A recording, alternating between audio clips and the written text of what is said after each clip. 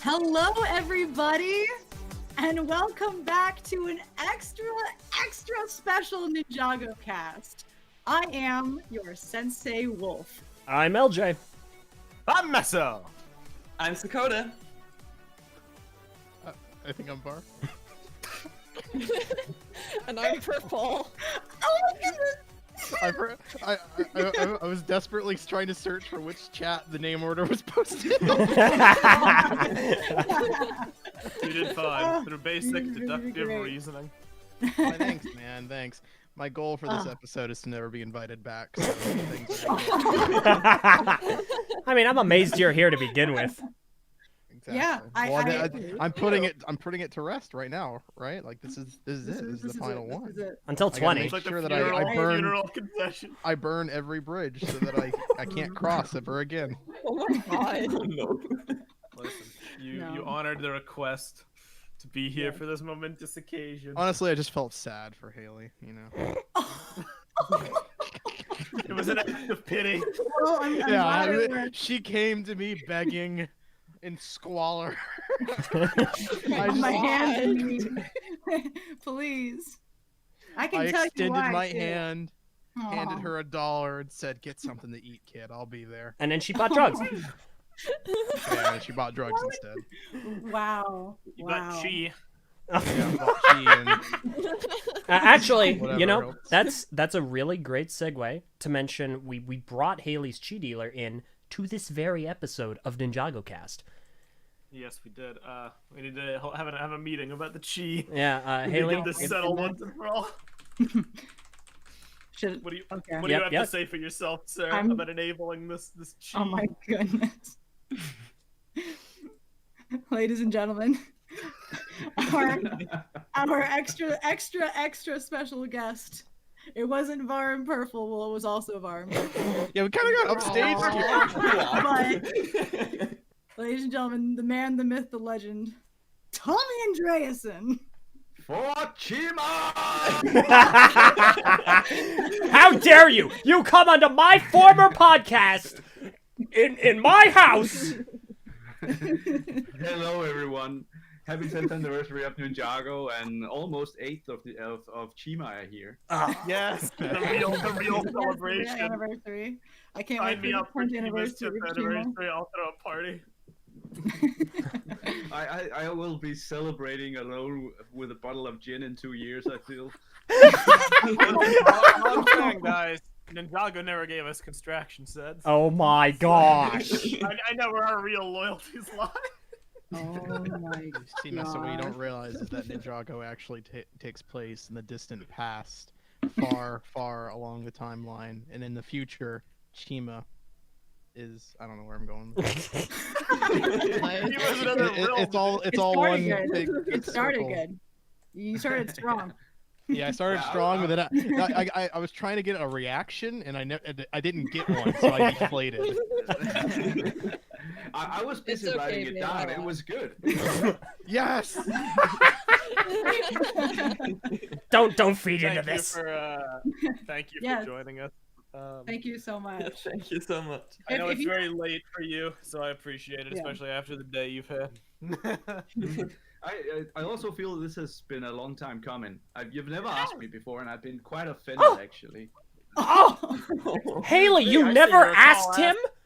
How I many? seem to recall Oh, asking I was you waiting multiple for a times. special occasion. Oh yeah, that's actually true. Yeah. We've asked you didn't numerous drop it. times. Oh, this is a straight up Ellen DeGeneres moment right here.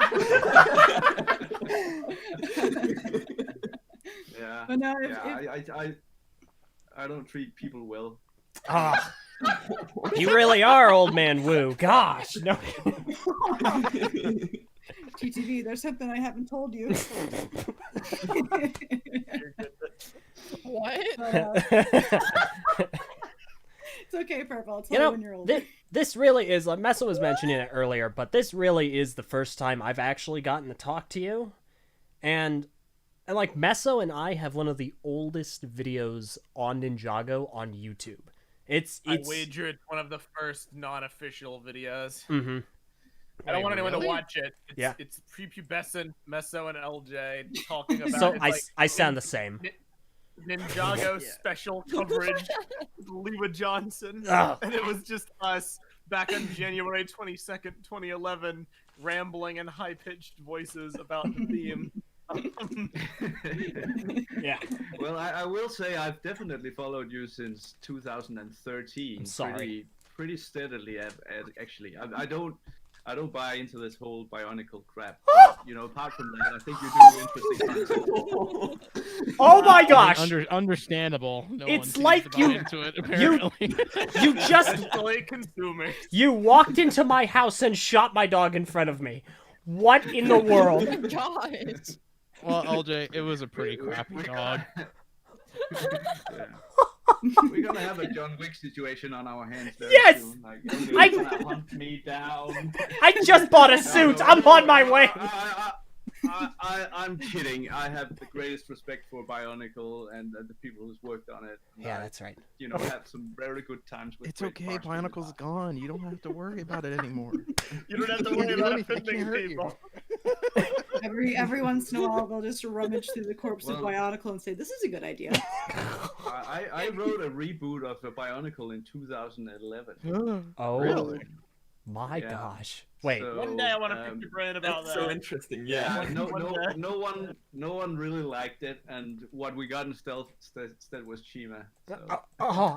Okay, wait a second. One day. Are you saying that in your Bionicle reboot, they were animals? No, not at all. We were just coming up with a bunch of different concepts.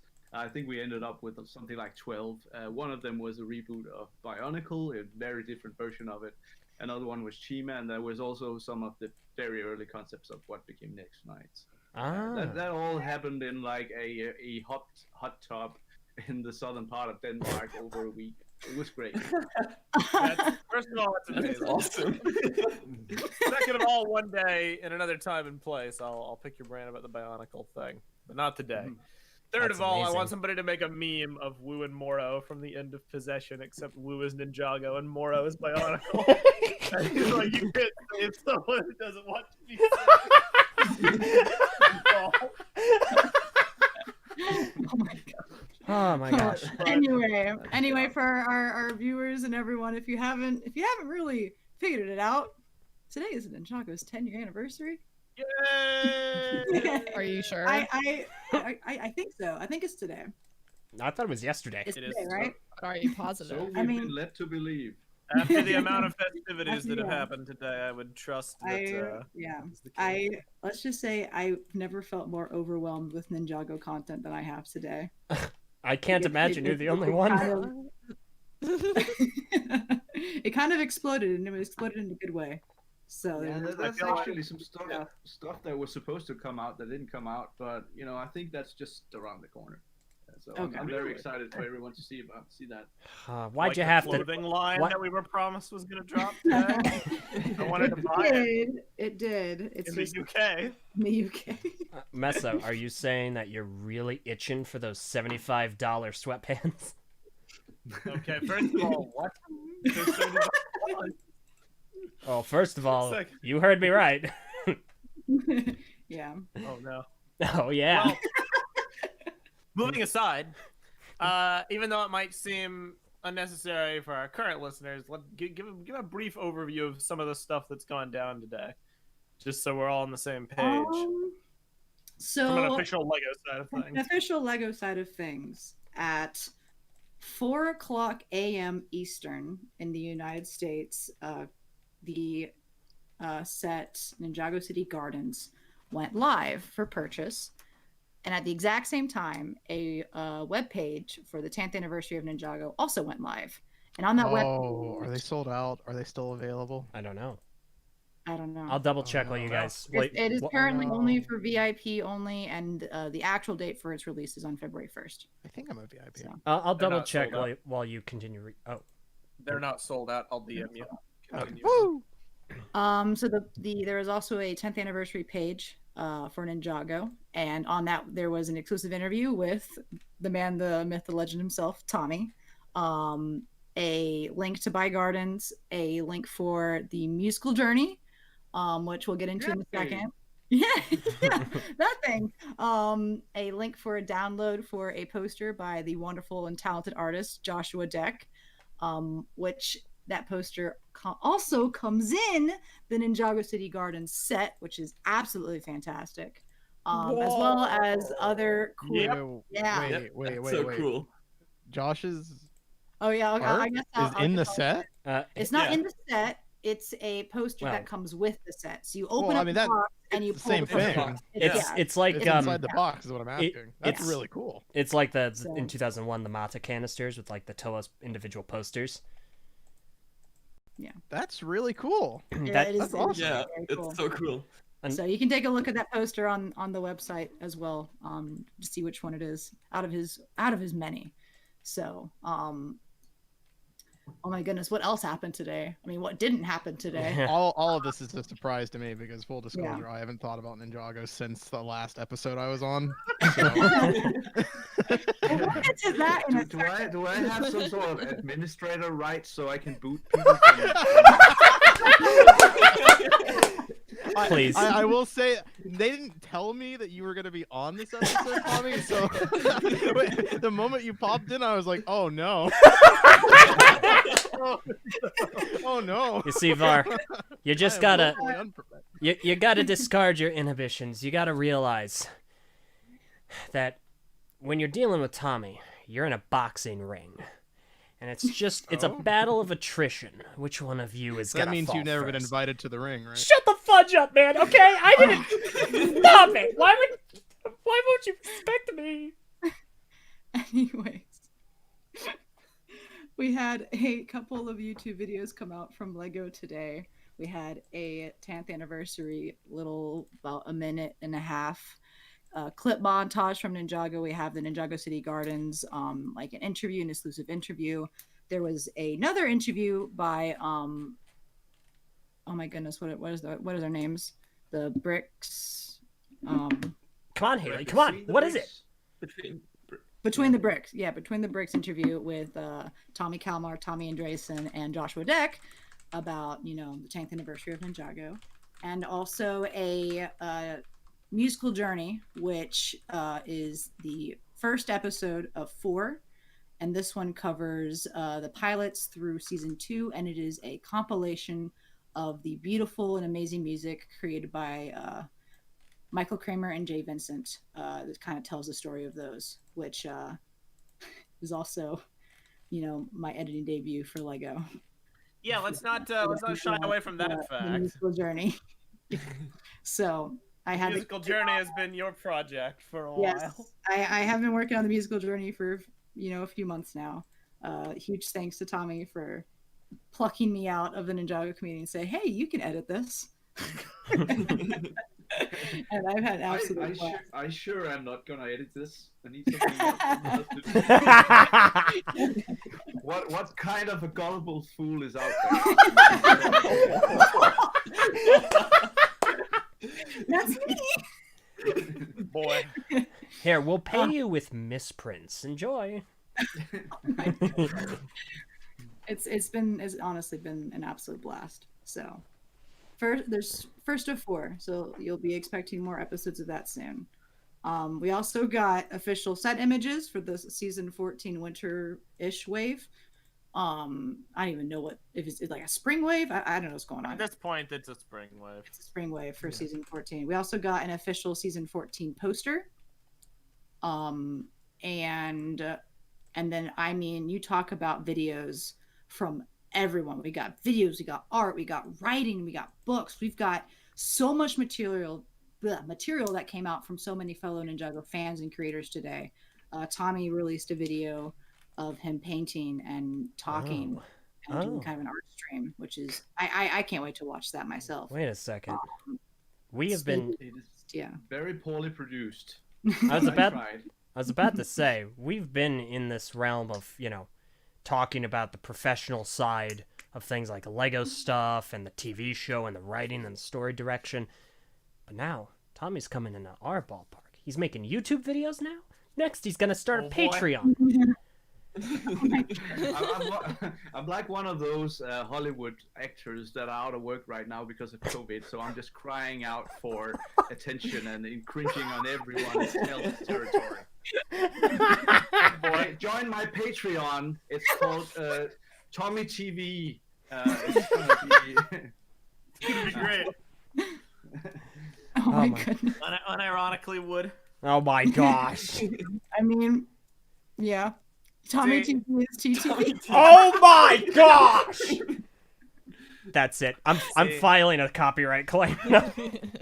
Oh my All goodness. this stuff is absolutely fantastic. I love it, and it's been such a wonderful thing to watch happen today. All the people outpouring. It makes me realize, how different we had it. And our Bionicle 10th anniversary got a cancellation, and that was it. So I mean, it really puts it into perspective. Huh? Did the internet even exist back then? It was 2010. It was 2010. 2010. We got a cancellation and vague promises that the story would continue. We were told that Bionicle would be continued by 2 themes. One of them was Hero Factory, and the other one was friggin' Ben 10 that had like 6 sets and lasted for a wave. Little did we know the real successor would be found along the way. Yep. With skeletons on motorcycles fighting spinning top ninja. it was Multi-colored wonderful. ninja and all the adventures of their time. I a liked wonderful what the Hagemans said earlier in the Marvelous Cast chat. They said that it was supposed to be 40 minutes. That was it. And Yeah. Ninjago was 40 minutes long, and now it's 10 years. But it makes sense. All the other themes from that era, like Atlantis and whatnot, Power Miners, they got like 20 to 40 minute specials. Mm-hmm. There was just something about it that made it click. I mean, looking back on it now, this was during the early phases of our existence. I don't know what motivated you and I to make that initial Ninjago video, LJ, because it was before anything had really come out. It wasn't I even think it on. was before. It wasn't actually anything substantial. We were looking at photos of like mock-up displays at a convention, as in like someone made a mock-up of what it could look like at a Comic-Con or something. Like it didn't even That's exist. exactly what it was. It was literally like concept imagery. I'll post the picture in the chat. So this was before even the show had happened. It's almost weird to think about. There was some just like indescribable, abstract kind of a pull it had. I think we kind of got the sense that this was gonna be big, maybe. So it was time to clue in on it early. And what do you know? It ended up being Oh, those are cool tables. phenomenal. Those are cool tables. They're like the spinning Those gypsy eyes, tables.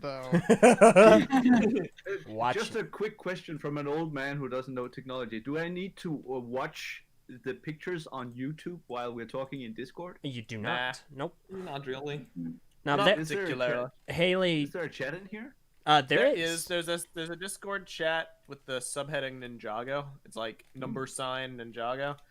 YouTube does have a separate chat, but managing the two, it's That's my job. can be a little tricky. I found it. Great. You're, see? Oh, damn. Oh, I made that picture. Oh my gosh. Yeah. It's a cool Oh, picture. I that's- like the tables. Yeah, I like tables. All right, explain the eyes. What's going on there? This happened over the summer vacation, and I was so hung up on Lego City that I was also attached to this new thing called Ninjago, as it turns out to be, that I couldn't really be bothered by making the key visual. So I hired a concept artist to do it. He wasn't particularly good, and I didn't care much. So he made the one with the sort of realistic eyes. I just gave him a picture of, the video game from Commodore 64, Last Ninja 2.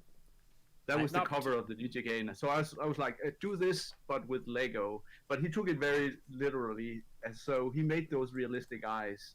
But okay, that's fine. So what you're seeing here is a combination of the very first, I guess, ninja visual that we made, which was the black one, and then what it later became, which was Ninjago. I have no idea why I would put that together in a single image. and it's not very well done, though. Yeah, Huh. I mean, hey, but that I forget the context behind us talking about this, or even how it was revealed to the public. But like, this coupled with the premise and the sets, just kind of like it kind of lit a spark. I will say I never once imagined that it would end up turning into a behemoth, let alone that it would actually have a story that we would connect to as like the next great Lego story theme. But I'm very glad it did. Suffice to say, it's been a journey.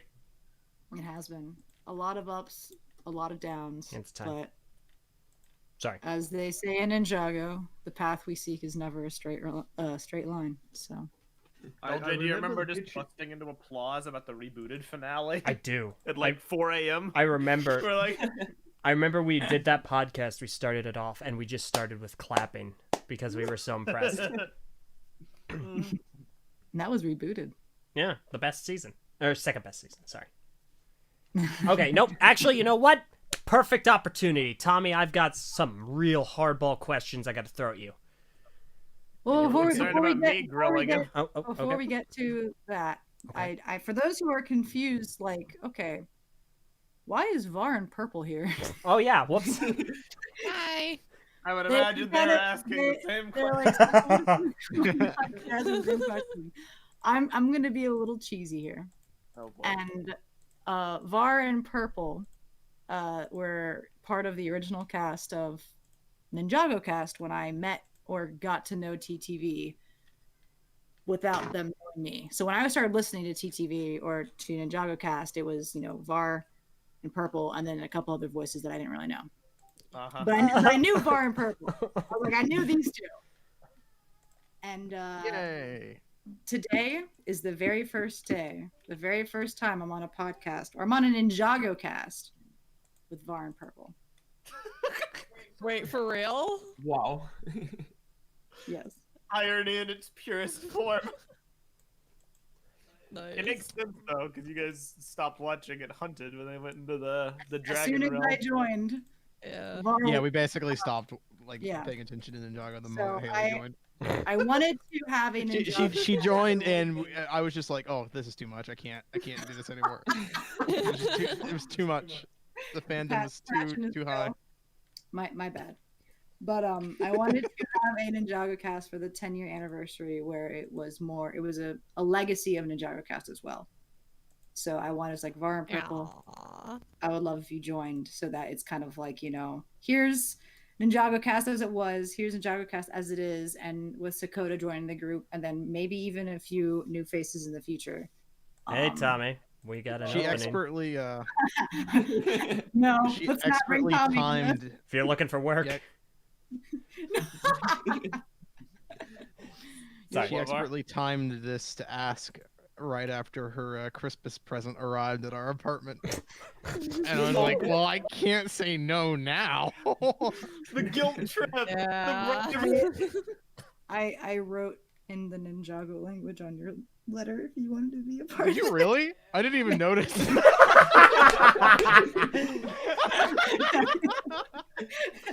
Var, who hurt you? Wait, what did it say? Wait, I legitimately didn't realize that was a language. Oh, look at these pretty symbols. Holy I think crap. I don't even know if I just I think I just tuned those symbols out. I don't think I even remember there being symbols. Well, if you want to go back and translate the symbols, you're more than welcome to. He's But not What going does to it say? do What- that. What did it say? I'm not gonna do that. I don't even. I don't even remember. What Okay, it so you don't remember either. It was I would love if you joined for one more NinjagoCast or something like that. Oh. And he never even read it, or even it's worse than even reading. He never recognized that there was I- writing to read. I figured you I didn't wouldn't. realize it was a message. Well, you wanted the VAR experience. This is what you get. Yeah. Yeah. I figured- Like I said, man, working on my way to not getting invited back. So. All right. Okay. No, And- that was really sweet, Haley. We really liked the course. present, and of course we decided to Mhm. pity you Well, and I'm join the very- podcast, and we're here now. I'm very, very happy that you both are here. It's one of those, like, it's nostalgic. and I was like, Mm. yes, this is Ninjago as I Yes. remember. Is it? So Sometimes you have to support. We think of Haley as our own child, and sometimes you have to support Oh, your God. child even when you don't care at all about the things they're interested in. No, I'm just kidding. Oh, my. God. I'm just kidding. I love you, Haley. No, don't take it the wrong way. I love you, and there's no guilt tripping or catch about it. Don't call me out like this, Purple. No. well, Yeah. thank you. That I just wanted to explain that before we get going. LJ, it's all yours. Thank you very much. All right, Mr. Andreasen. Mhm. I got Mm. I got a You were handful of concerned them. about me grilling him. I know, like I said, Listen, Haley doesn't even know what I'm gonna ask, so I'm pretty sure she's nervous about this. very. What is your favorite season of Ninjago? Which child is your favorite? Oh my god. And while we're asking the simple questions, what's your favorite color? That's a good one. That's a good one. Yes, yes. I've got a better question. Which is your least favorite? No, I was getting to that. Oh. Oh, okay. Yeah, I'm building up. Let's do the better one first. I am you love and you hate things about every one of them. It gets to a point where you only see the stakes. I am very, very fond of Tournament of Elements. However, I That was am my not very favorite impressed too. with this. I'm not very impressed with the season finale. Whereas if you look at Sons of Garmadon, that's very, very consistent in its quality, in my opinion.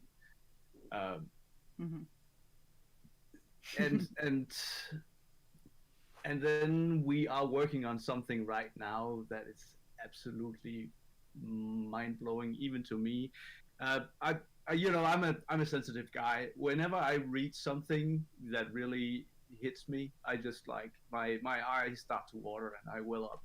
And with the scripts I'm getting right now, even though they're not necessarily sad scripts, it's just you can just feel how they really reach in and touch a core of Ninjago.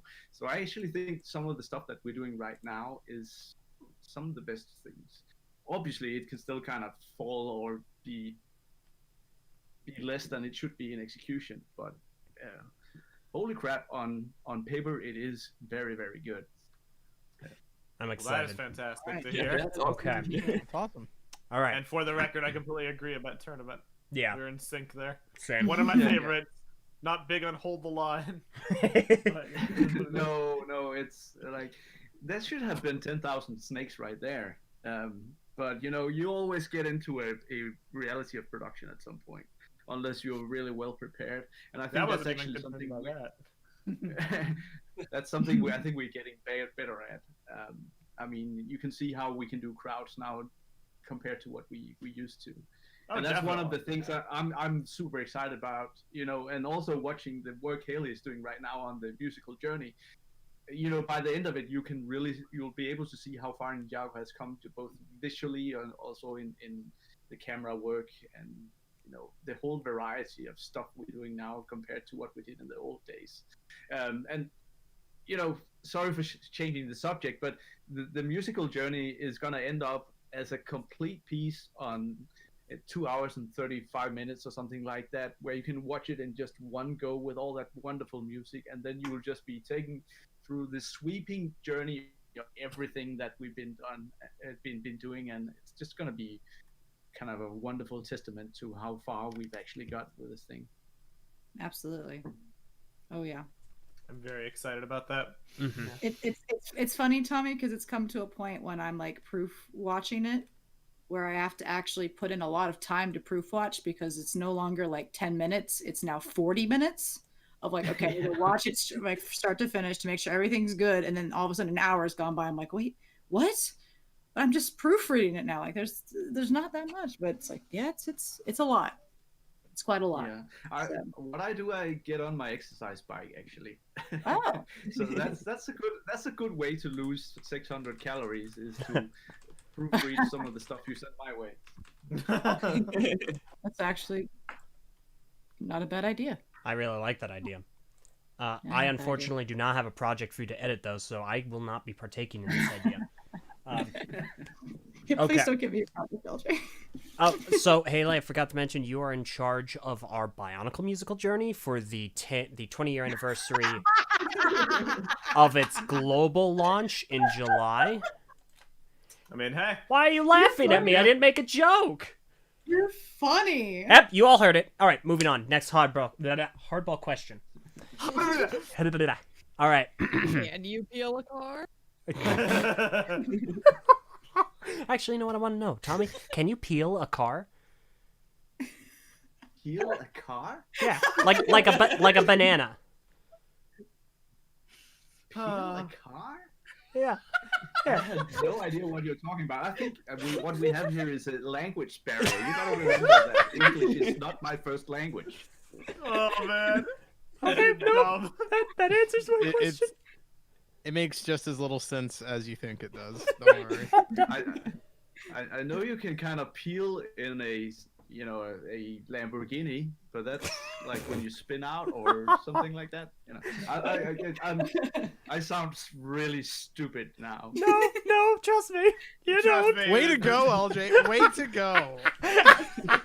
You know what I'm about. All right, next question. Your favorite and least favorite characters from Chima. What? Dude, these questions. Who signed off on this? Me. I signed off on this. Alden is going full chaotic energy. Can we redo? Start over. Let's... That's not that hard to answer.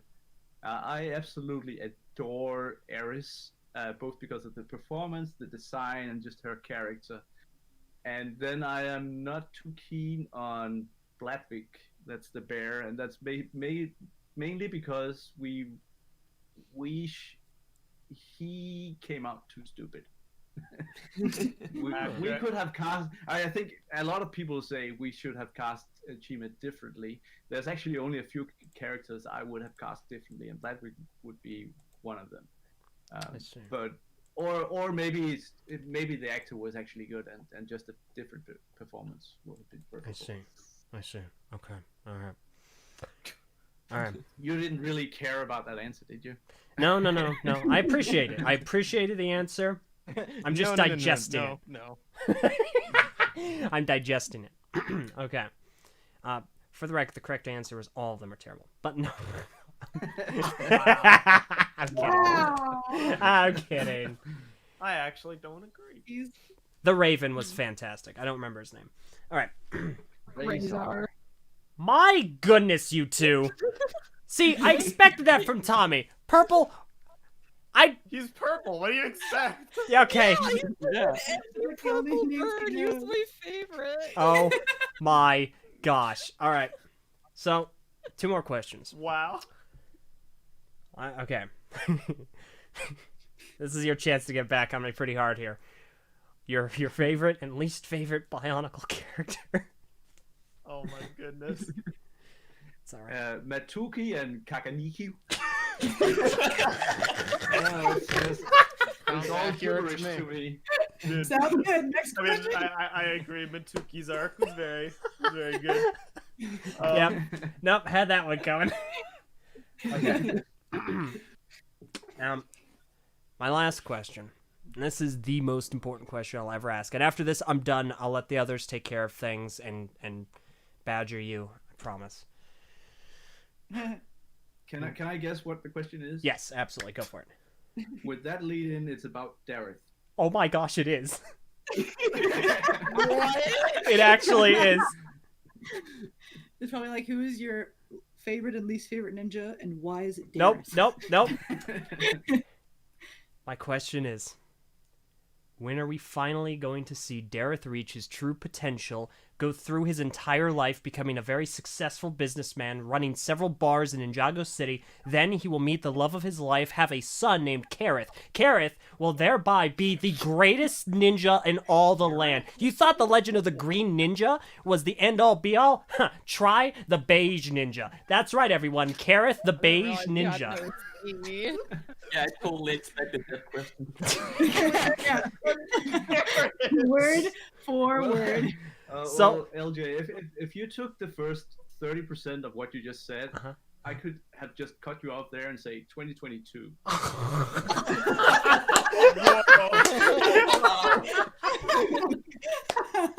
Fantastic. Whoa. He's like, I'm not complaining. We're done. All right. I'm very excited. I'm looking forward to Kareth Antics Sue Jenkins. Let's do this. Oh my Jenkins. god. Jenkins. LJ's self-insert fanfic is Darren's son. The Beige Ninja. All right, I made that up on the spot. I'm done now. Thank you for letting me badge you with that. My goodness. I love Dareth. Thank you. He's one of my favorite characters. Not everyone on the writing team loves him, so it's like it's a fun little tense battle every time we do a season. How much attention will he actually get this time around? Just saying, he needs a sidekick, someone to bounce off of. I know a perfect guy who could do it. You know, name starts with Ro, ends with Nin. It'd be great. Oh man. You know, there's something I do want to talk about while you're here, Tommy, because I'm curious what your take is. This might be not the case from an outside kind of observers, because I'm in the Ninjago community. We at TTV love Ninjago, but we do other things. We're Bionicle fans by nature. We're not necessarily as involved all the time as, you know, say the folks at the Marvelous cast who are like hardcore in the Ninjago. But I've witnessed over the last, I'd say, like year and a half, the Ninjago community has really, it's taken off in an interesting way. We've talked before about how the challenges of forming a community in this era about a fandom stems from social media, right? Mm-hmm. And how people are very spread out over social media. And it can be difficult to unify people in that because everybody has a voice on social media, but you can't necessarily get people together the same way on like Twitter, you know. But somehow the Ninjago community is they're doing it. And it's in no small part thanks to, you know, you and the voice actors and the writers and the production staff being such like active participants in the community. It really drives engagement, I think. I think that's a big role. I was just curious what your thoughts were on how big the Ninjago community is getting and like what that could mean for the theme and you being a part of it and all that. Like, what's that like for you, witnessing it kind of explode in the 10th year? Well, it's hard to say explode. I have no idea how big it is and who these people are. You know, obviously we get to know a few of you guys, but you know, how many people are actually out there, or is this just a very vocal minority? I don't know, and it's kind of hard to measure. You know, I mean, you can see like whenever there's someone doing a podcast, it's not like there's hundreds of people pouring in. So I'm guessing that it's kind of a modest community actually, but it's a very dedicated one, and it's great to watch it grow. But I don't know, you know, I don't know at all how big it is. And in terms of everyone getting involved, like the voice actors and Bracky and the Higemans and the Fold, this is just something we're very passionate about. It's not something we've ever discussed like this, try to cultivate this thing. It's just, oh, this is what we do, and this is something we enjoy doing. And then, you know, it's just fun to get some response on stuff you're doing, because, you know, a lot of the stuff we're doing in studios and just sitting behind computers. So the interaction is something that really is helping to fuel that creativity and passion to do things. But, you know, the whole thing is a bit of a blur to me. I don't know how big this thing is. Fair enough. I've called it like the biggest, the most best well kept secret in the world. And why the reason I've said that is, with Star Wars, father knows Star Wars. He will try to convince his little child to like Star Wars because, hey, they didn't have something in common. Whereas Ninjago, it was something that kids discovered for themselves, and then they start talking to the parents about it. The parents have no idea what it is, which is also something very special. Then it's something that children have discovered for themselves. And then what we've seen with people like you guys is, it's been around for so long that those kids have been able to grow up with it, and now there's this community of older people in quotes that still like it and still follow it, but we have no idea how many that is. It's just we see the interaction, we love the feedback, we love the passion, and we love all the art that comes our way, but it's an enigma to me, really. Fair enough. I It's think a really interesting point. Yeah. I think there are portions of that make a lot of sense, given that we really don't have a centralized place for the Ninjago community. Like, Ninjago, it exists everywhere all at once, so it's like the internet is a place for it to call home. But, for instance, trust me, we say this like a broken record. With Bionicle, we had BZ Power. BZ Power, if you were a fan of Bionicle and you were at all interested in being online with any presence or any interest in going further than just the products and the story material, you were on BZ Power. Thousands of people on at a time every day, constantly. With Ninjago, you have the community and members that overlap on Twitter, you have the community and members that overlap on YouTube, and you have the community and members that overlap on Tumblr. But there's no Instagram, and there's no, yeah, exactly. So all the social media is covered, but there's no like dedicated website where people come together and centralize, and I think that's very interesting. It's really weird. I mean, that's what I find so fascinating about it, because I was always of more of a pessimistic outlook about the Ninjago fandom, like actually cultivating on a deeper level. Like, obviously it was a worldwide phenomenon. It was a sales driving force. It was popular enough to get a movie. But until these last few years, I didn't really see that higher affinity level of community really take off in such a centralized way as I feel like it's begun to manifest these past few years. And it might be purely anecdotal, but I have noticed a direct increase between the participation from you guys who are on the staff and on the team. So I just want to say thank you for doing that. I know sometimes it might get a little old. I know you've mentioned on Twitter people asking the same questions that you can't answer. People asking for spoilers. I can answer everything. It's whether I want to or am I allowed to. And it's interesting what you're touching on, because the thing about Twitter, and that's really the only social media I am on, is it's nothing gets logged. I can answer a question and then whoop.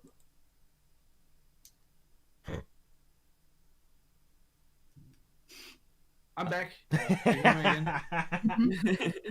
Hello. Yeah. I was throwing my arms around trying to explain the thing, and I ripped my cord out of my headphones. No, but it's like I can answer something in a good way on Twitter. Then 2 days later, a new person joins Twitter and asks the same question, because there's no way to really go back, except then you're just scrolling through answers to it. So I've been also thinking like, it would be easier for me to just create a website where I just log every answer. So here's the topic of Elemental Masters. Here are all the answers. But it's not my job to do that. It's not even my job to interact with people. If someone were to hire me and pay me for that, I would gladly do it. But I do it out of my own passion, right? And I've been working in many different ways, and as long as as you get too structured about a thing, then to me it starts to become a job again, and that's Yeah. then I would start to lose interest in the interaction again. Hmm. So I definitely but think it- that's you the know, right way to do that. but and then Twitter is not a good like encyclopedia platform to Yeah. someone has already asked this question and that was the answer. You can't do that. Yeah. Yeah. I mean, the Bionicle community dedicated forum spaces, websites that were dedicated to exactly that purpose. But Ninjago's in the age of social media, so they don't have Well- that. And even if that was a thing, it probably wouldn't get mainstream traction. Yeah, the We have to, Ninjago like, wiki is yeah. compiling a lot of the Yeah, I was Tommy's gonna say. tweets, but I think a lot of people just don't read those and ask the same questions again. Yeah. So Yeah, that's the problem. So, and It I is like what it what is. you said about, answering questions, because there are definitely a lot of questions that it's like, I am legally not allowed to answer this question. And then there are other questions where you're like, well, I don't want to answer this question because it is best told in the story. And I think that's also really, really, really, really cool. And that's one of my favorite aspects of Ninjago is that it has an incredible sense of storytelling and revealing lore about the world over time. And that, sure, we think we know everything, and then all of a sudden, boom, dragon and Oni. And it just keeps going. And boom, you got the Serpentine and Human War, and we get Asphira, and all of a sudden, boom, you get Prime Empire, and you get all this fun stuff. And so, I mean, trust me, I like knowing things and asking questions as much as the next guy, but I will begrudgingly, to my nature, admit there is some benefit in letting things just kind of play out and stifling your questions, and that's coming from me, who's perhaps the most spoiler-inclined person in the world. Yeah, it's But honestly. actually, When the 7th Harry Potter book came out, I went into the store, immediately skipped to the last page, and then bought the book. You have a problem. You have a problem. How is that for a reveal? I just don't get that mentality. No one why does. wouldn't you want to experience it in the way that the people that crafted it I will intended it? admit, looking back on it, it is kind of disrespectful of the craftspeople, as you mentioned. But for me, it was Really? always more about the journey than the destination. So let's Didn't just really skip right change. to the destination. F the journey. I mean, yeah, it makes me appreciate the journey more. Oh my gosh. I'm not Let's so get concerned about teleporters, clicking everyone. on the every word about where it ends. I can just see how they get there. Oh my gosh. Yeah, makes it's no it's one of freaking those sense. things. Like we're talking about plot twists a lot these days because we have a long history of then the sets come out. Oh, there's your reveal of everything. Like everyone can put the pieces together. So how do we actually do storylines Yeah. where you actually get the toys in your hands and you get to play it out, but you can't really tell the plot twist from the toys. It's just such a hard thing to do. Mhm. Also because like the launch of everything is not universal. It doesn't Yeah. happen Yeah. at the same time in the entire world. I have a question about that. What's the reason that Zane wasn't in any of the Prime Empire sets? Because they didn't want to spoil the Ice Emperor plot twist? No, wasn't he? He was not in I any don't other know. Prime Empire Well, sets. Zane wasn't. I mean, he wasn't in the game in the season, of course. Yeah. Yeah. They didn't make any I mean, sets that- of him in his yeah. noir suit, so Zane just wasn't in any of them. You see, I didn't actually know that. No, that's because we hate Brent Miller and Ron. Brent, are you here? No, Okay. no, not at all. And I still feel bad whenever we have to sort of shortchange one of the actors because it just doesn't fit so well in this particular series. No, I don't recall why he wouldn't be there, but pretty early on we did decide that Zane wouldn't go into the video game because we needed some ninja on the outside, so we could run those two parallel stories about unraveling the mystery of who's on Ogami and where's Milton Dyer. And then Brent Miller from Vancouver's like, what? What? Again? I was just the villain, and now I can't go in the game either. Oh, yeah. I guess he's been ranting about that for that documentary thing, right? Oh, boy. It's a good point when you put it that way. So I guess Zane was gone for a while. I never really thought about it like that. Gosh. But I guess that's true. You guys really do hate him. Fudge. Yeah. Question from Ulti. Tommy, why do you hate Zane fans? Why must he be hurt every season? Well, that's one of the curses of doing television for kids. Is you can't be too mean, but we really want to be mean.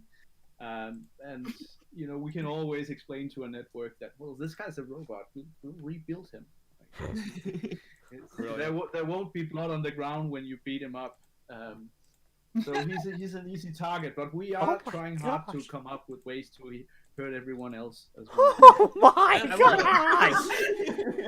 We are being creative with emotionally scarring our other ninja without actually scarring them. I love to see it. Gosh. That fills me with great joy. You people are psychopaths. What? No, the key to a good story is interesting conflict. And interesting conflict means you got to take our characters that we love and like tear them to pieces. The key is steaks. Well done steaks. Oh no my! red on the meat at all. No, you stop it! Stop it! I've seen the light. I understand now. You're a friggin' lunatic, Meso. What's wrong with you, Tommy? How do you like your steaks cooked? I like them. I like them bloody. You monster. You're the monster here, Meso. I'm actually very comfortable working in the area I'm working in right now. I am working with people on the side, trying to get some splatter movies and stuff like that produced. Just because I also like that stuff, but that's not for Ninjago. Damn. Sign me up. I'm working. Yeah, it's like we'll see if any of the stuff gets on the ground, but I'm working on some stuff outside Lego. That's exciting. That's cool. Yeah. Ooh. It's well, I've been doing it for years, and it doesn't really go anywhere. But there's some good scripts out there, and maybe someday someone will pick something up. Well, if you need a camera person. Oh my goodness. The ulterior motive comes out. Yeah, here we go. Wow, no. Sorry, hang on. Since we're being shameless here, if you need just a licoricey sounding voice. Because you know who. Yeah, I would describe that the sound of that voice is beige. Yeah. The beige voice. I've got family members that hate the color beige. They're gonna be so disappointed when they hear this. Man. Oh my gosh. Intense Ninjago moments. And I know, based off of hints from multiple people in the creative or the creator side of Ninjago, that pretty intense moments are coming. What would you say is your favorite kind of mature moment for Ninjago, but from the first 13 seasons plus pilots and Day of the Departed? Like, if you had to like point at something and say like, I can't believe we got away with that. Well, I mean, you can say that about most season endings. When we originally did both episode 13, the battle against the Great Devourer, and episode 2016, I had some explaining to do because, I mean, people weren't really on board with that kind of intensity for a Lego show. I mean, obviously that was the right thing to do, but it wasn't where we were at that point in time. So there was like, okay, I had to write out emails and explain, well, while I'm very, very happy and proud of what we did in this particular season, I want to assure everyone that is not the tone of voice we're going through for moving forward. Next season is yada yada yada, and then I knew we would like build up to that again. But it's about pushing a little at a time. But in terms of favorite moments, I just love when Nia tries to motivate Lloyd to take responsible for the resistance in Haunted. You know, the way she speaks to him in that moment. Because what else are we to do? I mean, you can just hear the sorrow in her voice as she says those things, because she believes Jay is. I'm getting all emotional talking about it. You can just hear like how destroyed she is, and she just holds on to this one little thing where that's where she finds her will to carry on, and she's trying to give that over to Lloyd as well. And I think that's just a very strong moment, and it's not a particularly sad moment or anything like that, but you know, the fact that we can do stuff like that in a show like this, and also the moment between Vinny and Garmadon in March of the Oni, it's just so profound and just a little silly. My boy Vinny. There's so much truth in that little exchange there, right there. Thank you, Vinny from NGTV News. Yeah, it's a great moment. Mm-hmm. I mean, not every, like, it's a fundamental misunderstanding, and I mean, in the past when we've gone off on long tangents about, you know, plot and stakes and death and whatnot, it's a fundamental misunderstanding that every mature, deep, or impactful thing has to involve death or violence or massive cataclysmic, you know, ramifications across the world. Sometimes all it takes is a moment where the characters can be themselves and be the truest versions of themselves. Mm-hmm. And when that happens, it becomes resonant, which is why I think a moment like that Nia moment you mentioned hits so hard with people, despite really being fairly minuscule in the big picture. It's because in that moment, all the noise was gone. It was just Nia and Lloyd. They had pretty much nothing left. And they were just the versions of themselves that were still trying to, you know, do the right thing. And that resonates with people because sometimes things are hard and you don't really have anything else you can fall back on except, you know, who you are. It's a good message. But also, like, very, very subtle things that we sometimes do in the ending of Rebooted after Zane has done his big sacrifice and everyone is sad. There's this very, very small moment where Jay is walking up to Nia, but then she kind of tucks into Cole, and you can just see how he's just totally lost at that moment. It's like he was there for her, and he actually needed her, but you know she went to Cole. Like quite a wonderful little scene there. Oh Indeed. my! It's one.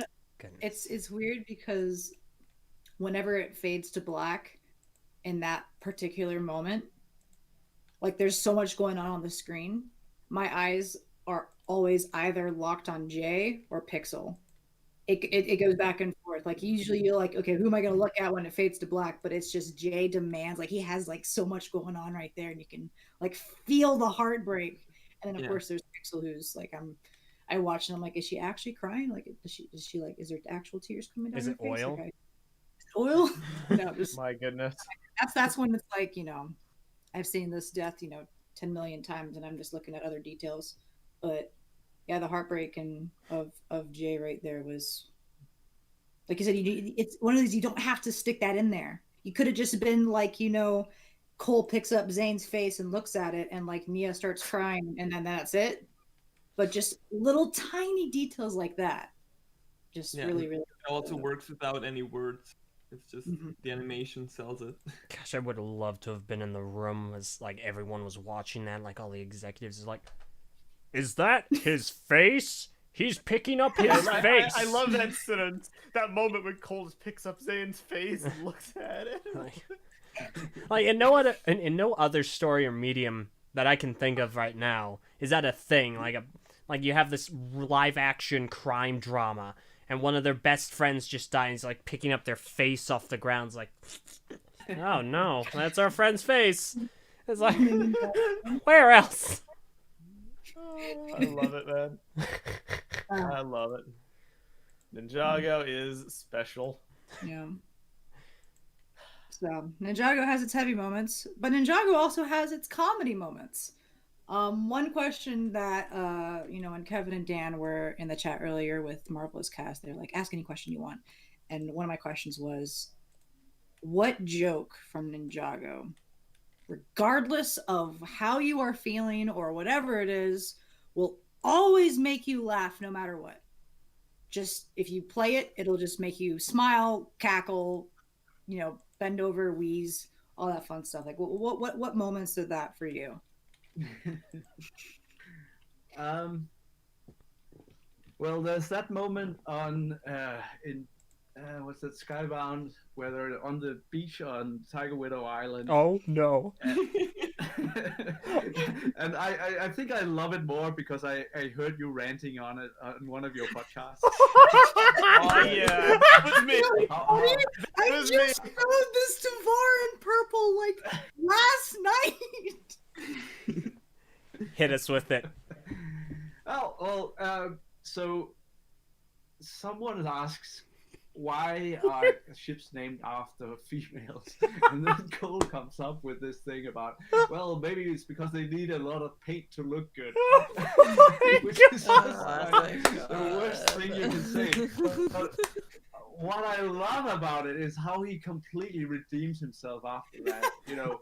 When he starts to talk about, it's about reminding of home and about comfort. Because I think that's what a lot of people are. The whole thing is like, sometimes you just gotta let loose and say something that is completely inappropriate and stupid. But it's also very, very funny. But if your heart is in the right place, and it's fine to do that when you are among the right people, right? Everything can be too politically correct. I'm keeping my mouth shut. And that was definitely one of those jokes where you get that on a script level, and I think Kevin and Dan probably expects that to be taken out, but I'm just like giggling and making sure no one else sees that script until I start to supply notes. Brilliant. Then I'm just hoping that no one picks it up before it actually gets to the screen. I do some of that sometime, and my favorite example of that, and it did get caught, was in Legends of Chima, where in one of the episodes we have this story thread about Gorsan having his favorite pair of underpants. Oh no! And it's like a running theme. And at a certain point, those underpants get stretched so far that they're huge. Lavelle then uses those underpants as a parachute, but they're now destroyed, and Gosan is totally sorry about that, and he's almost crying. But by the end of it, he has made a tent out of those underpants, and then they throw a party, and his line in the show would have been, "Hey, there's a party in my underpants, and everyone's invited." There was people dancing there, and there was lights, but they just caught it in the very, very last moment. It was just a brilliant, brilliant line, but Holy crud! Oh my god! The world has been robbed. Yeah. I never thought we would learn the deep lore of Chima. Single-handedly saved Chima. It's like Bionicle. Forget about that. My favorite theme. Holy guacamole! That's funny. Wow. Wow. Oh my gosh. You guys and Tyler, LJ, Hello. Sakota, Var, Purple, do you have any moments from Ninjago that you remember that will just always make you laugh no matter what? I like the part in Tournament of Elements when Jay takes his towel off and starts hitting someone with it. Oh yeah, that was a thing. Oh my gosh. Yeah. It's as close as nudity as we ever got. Right. The fandom freaked out about that. It was hilarious. Yeah, Remember how the camera danced around and never went below his waistline, which I thought was hilarious. I mean, so what are they trying to hide? Yeah, Haley. Would you happen to know whether or not they live by it? They ever got a bad angle on Jay? You wouldn't happen to know anything about that, right? Look, the fans have taken that scene to the max, and they found one shot or one frame where he's upside down and you can look straight up. And it's like, well, what's the point anymore, y'all? Dear God. I like how she. The Ninjago great because community found it. The Ninjago community. it's even funnier because he does that with, you know, Starfare the movie on TV. So he literally flashes his dad Okay. on screen, and we didn't know that until like 2 seasons later. Oh, I'm trying to think. It's My so deep. It's so deep. There's one moment from Ninjago that will never cease, like, to just make me bust out in laughter to the point where literal like tears just come rolling down my face, and it is without a doubt the funniest moment, and it's Cole falling in March of the Oh Oni. my gosh. Wow. I'm not joking. Okay. I think it might be because it was made into an emote for our server. So, like, at any point when anyone wants to just, like, remind ourselves of the Cole falling, we can just do it. I think AD has it. But it's just funny, man. I mean, is it not on the server right now? Oh, no, it's gone. I think it was removed. Okay, it was. I will actually say that the actual funniest moment is from the Chen's chair short called Fair Play Chen or something like that. yes, I remember. When he's playing ping pong against Klaus, it's the whole thing is just hilarious. Just a testament to how sharp Will Filmar are making those things. That was a brilliant moment. When he runs up on the table and shouts, "Winner!" Boom! And just gets slammed. It's so Chen was amazing. well-timed. That entire short, I love the freaking gun of ping pong ball. It's like rains over Klaus, who like barely just kind of like, it's like, oh my gosh, really? And then, My runner-up to Cole falling is probably Noir Zane from Prime Empire. A lot of it's credited to Brett Miller, but it's also just the writing in general. Like, I've been, you know me, I criticize from time to time. Really? The plot. One thing that is like unequivocally pretty much never faltered is Ninjago's capacity for comedy. And if anything, it's only gotten better in recent seasons. Like the propensity of jokes and that it really land with smart, like witty, quippy dialogue is just on fire basically every season. But that one episode with Zane really was just a testament to it. I'm trying to think if there's anyone. The one that always gets me is Zane throwing the rocks in season 13. That's another one. That's another one. in real life, just keep rocks in my pocket whenever I agree with someone. Just chuck a rock at them. What the Here, fudge? here. That almost got cut actually, but that's because. But the thing is, when you're making things for children's TV, there's this thing about imitatable behavior. So would that inspire kids to throw rocks at each other? You know, just for fun. Like I agree with you. Bam. Someone get hurt. So it was like, how small do we need to make these rocks, or should we make them small bones instead? Because you know you can't just pick up a bone from the ground normally. Wait, you but, can't? You know, it worked the way it did. Well, depending on where you are, if you hang around in graveyards. Oh, yeah, no, yeah, yes. Yeah, this one really hits my funny bone. Picks up a funny bone. You're, wow, you're so humorous. Ha ha ha. But I'm really yeah, trying to think. There was a really funny moment in Ninjago that just always gets me, but I can't remember what it is. I know there's one in season 13 that really got you. Which one? I don't remember. It was when it's in the Ascent, and they're all in like, you know, the car, and Cole's in his mech, and Vanya's like, what if the lava monster's still up here? And he's like, what do you think the lava monster be up here just staring at a wall? And then it just turns into a slow mo of them passing the lava monster, who was indeed staring at a wall. Yep. Okay, I remember that. That one got me. That one was friggin' hilarious. Honestly, Master of the Mountain is just a really good season, just overall. Also, the thou shall not be allowed to traverse beyond this point. Pretty good. Bait and switch right there.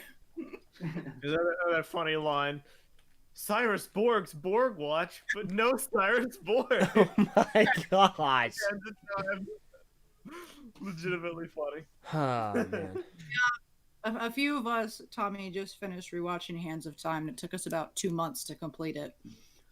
Did. We Just because it was no, one of it was, us being busy.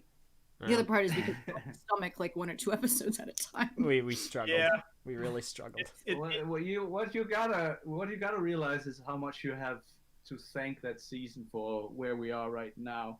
Mhm. I'm extremely happy about that season actually. One, because the scripts were great, and I will give you that the execution is not great, and that's what actually led Will-Film to change their supplier, because the whole production was just not good, and the sub vendor had another project, which was what led to them not paying enough attention to Ninjago. So it got as good as it could get, but that whole thing led to that Will-Film sought out another vendor, and that's what led to that great rise in quality that we got for Sons of Garmadon. Which is immediately noticeable. Like we paired watching the ending of Hands of Time with immediately going into Sons of Garmadon, and the difference in every capacity of production is just it's so incredible to see the evolution. Yeah, but, sometimes you gotta break a few eggs to make an omelet. But I think still like one of the concept for Hands of Time is still one of the ones I'm actually fondest about. I think the ideas are brilliant. The ideas of snakes filling up the armor, because that gets you to a point where you can like really bust up an enemy and he falls completely apart. It's almost like a splatter movie, but you're still in that area where he will just reassemble because he's just snakes inside armor. That is the one thing I'll give it. The brilliant. Vermilion, they're my favorite. However, the execution wasn't there. Which it was just a darn shame. It's the Vermilion. Like the Vermilion are really, really good. They're my favorite Serpentine anime. They're one of my favorite kind of troop enemies ever. I have pretty much no problem with them. They're even tied into the lore of the show with being, the children of the Great Devourer, basically the eggs. It's just Time Twins. It's basically only the Time Twins. Well, they're funny. The character dialogue, I think that suffers the most. Like, there's a lot of great ideas, a lot of cool execution, but then when they start talking, you're like, that line was like made my skin crawl. Yeah, but I like some of their traits. Like, was it Crux who hates technology or Chronix? It was Crux. Yeah, that whole aspect is funny. Yeah. Okay, they really can I then ask you this? How much would you like to see those guys return? Is that a question you need answering? Where did they go and what did they do? Or is that just like? It's tough for me to say. I mean, here's the thing. It's kind of a loose end, but it's a loose end that doesn't necessarily need to be tied because they're gone. Yeah. They've been gone. Wu is back. That's fine, but the Time Twins are not. It's not a question the series has asked, and if it's not a question the series has asked, I don't feel like it's a question the majority of the fan base are considering. Like, it's kind of stuff where if the show is asking something, then it's because it wants it wants its audience to ask as well. Where's Wu? Where's Wu? We gotta find Wu. Where'd he go? # where's Wu? Okay, now we know where Wu is. I mean, it'd be kind of cool to see, like, what happened. Like, okay, so there's a baby, and they found a baby. I'm like, so where did they find the baby? Like, did the baby survive? Like, just randomly? But... Here's the thing. Back when Sons of Garmadon was coming out, I really wondered. And I was like, where did this come from? I wish they'd showed this in the story.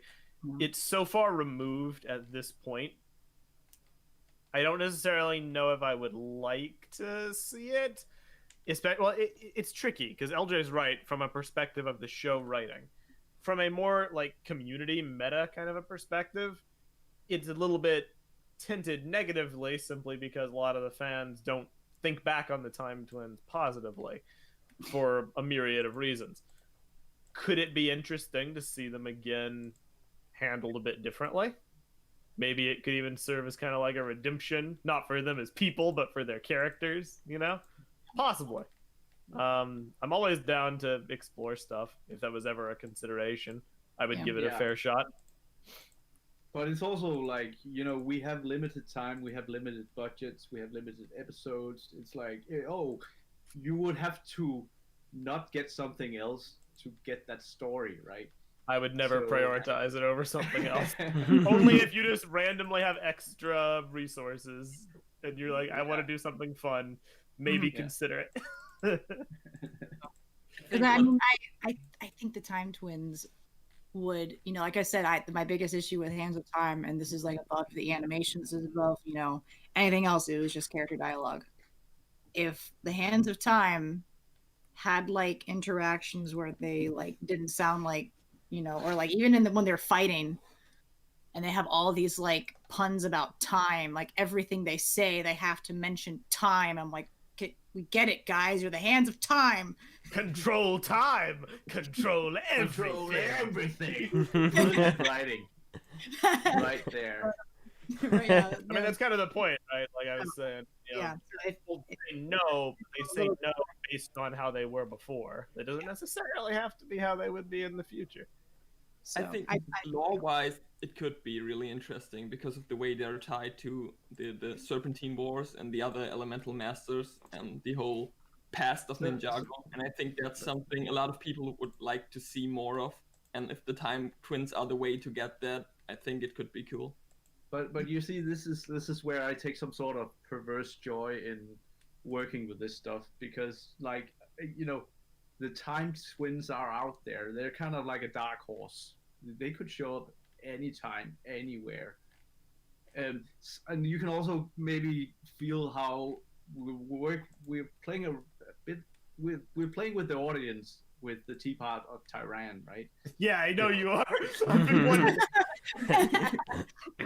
We've noticed. Like, we're not done. No, bring it, bring it. Not a con. you realize Narcon 2. your opening when you decided to play with the fact that you just opened Nauticon back. Like, it's one thing if like someone's walking around with like the Sword of Sanctuary or like another past Ninjago relic, but then when you take the Teapot of Tyran with the villain who in his timeline defeated the ninja and killed one of them. Yeah, It's you kind want, of you want to talk about something the fans would love to see back? Yeah, I'll champion Nauticon coming back any day of the week. Then you put it in the hands of the most idiotic person in Ninjago. Dareth? Wait, I'm kidding. Okay, listen here. I guess what you could say is that if you brought back Nauticon, it would be not a con. Shut up. I'll give that a 3 out of 10. Yes, I got a 3. That's my favorite number. Yeah. Oh my God. Real quick, just super fast. Comment in the YouTube chat from J Vincent Music. He says, "Hey gang, thanks so much for all the love today. Wanted to pop in quick and say happy anniversary. Couldn't be more honored to share this world with you all." Thank you so much. Well, for- as a fellow J, thank you, and thank you for all of the fantastic sounds and songs that you've contributed. They are fantastic. It means a Yes, lot. Thank you. Oh, that's awesome. Yeah, well, now Haley kind of knows these guys. Well, you've met them at least. I guess haven't. several of you have. Great guys. Oh my Tremendous people. God. Passion. The absolute passion. And talent. Are their favorite fruits passion fruits? LJY. Who hurt you? Bionicle did. Yeah. The very man here. Okay. But no, it's In short, Hands of Time, maybe. Nauticon, yes. Give give the Nauticon. So I guess even stemming off to a little bit of musical journey with the Skybound music.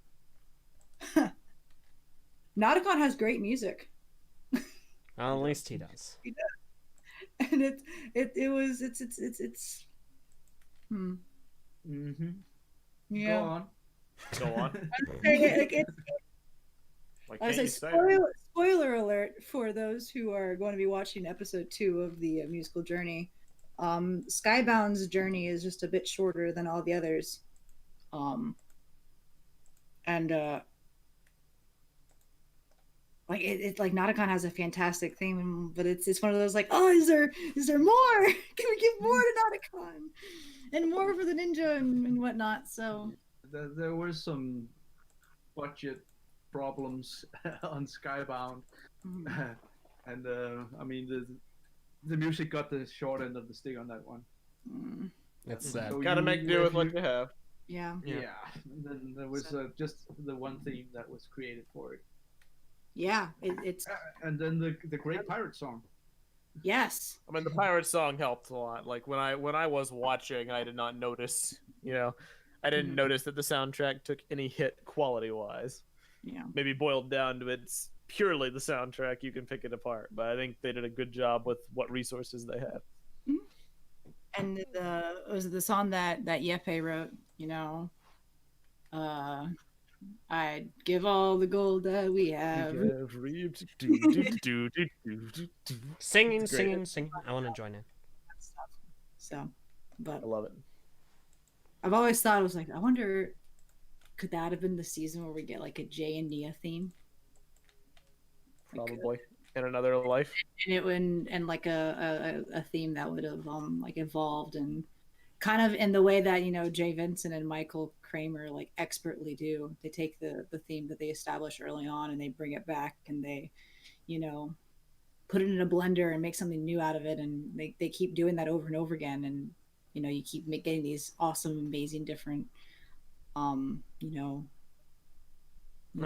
entrees of music. There's still an opportunity for that to happen. The Lego press release on their website, they have a specific page dedicated to dissecting Ninjago through the past 10 years. And they specified that one of the upcoming seasons we're getting is going to focus on Nia and her element. And we're certainly going to delve into that more on another podcast, another episode of this. However, it's certainly possible that we would get, a Jay and Nia theme, because how else are we going to worry about? How else are we going to worry about Jay? We must worry about Jay. Oh my God. I'm not sure if you listened to that podcast, Yeah, Tommy. that's a question, Tommy. Are you aware of what your words cause? Like that. Were you even aware of the firestorm that tweet created? I've heard about it, but I haven't heard the podcast. Was Well- that something about people immediately focused on Jay rather than Nia? Essentially, that's a Yeah. good way to boil down an hour and a half worth of discussion. Yeah. Yeah, we talked a bit about why did this happen, or like, well, I mean, not like why did this happen, but more of and the talks and the excitement for something potentially for Nia. It's immediately turned and say, what about Jay and what about Kai? Should we be worried about them? And it's not a There's a lot of bad thing. It's more of a I thought this was a it's Nia. just it's So. a community thing in the way the community perceives like the characters. Mhm. Not so much on their, not always so much on their individual strengths, and more about their dynamics with other people, which Mhm. can be good or bad depending. Yeah. Yeah. So we had a lot of fun discussing that, and hopefully we'll do more of those in the future. But We shall see. I So- care about them all. yes, That's a good answer. the way I ended the podcast was like, I'm worried about them all the time. I go into every season like, what's gonna happen to the ninja? Well, Every single time, what's gonna happen? So I'm not worried about all of them. when I found out that Master of the Mountain was a coal season, I was like, what are they going to do to him? And I am excited and worried at the exact same time. So, and it ended up being absolutely phenomenal. It was. So glad we did that at that time. Yeah. Especially given the circumstances. Mm. Yes, 2020 was not a fantastic ending for Ninjago, but 2021 is definitely holding Ninjago back, bringing it back to the the celebration as well as the mourning. it comes and goes. That's how life is. We win some, we lose some. But This year's It's- looking up, though. it's looking up. It's looking much up. Ah. Ah. What's that? Then you can only disappoint people. It's like, oh god, I just wish we could be super underdogs for just a little while, because then we can only surprise positively, right? No, like with great expectations come, I guess, potential disappointment. Yeah. Well, Can I introduce you to my philosophy of skeptic realism? no, do not listen to him at all. Absolutely none of what You never he get says. disappointed Don't. if you have No. no expectations to start with. Listen, Tommy. If he says anything that starts with karmic, leave immediately.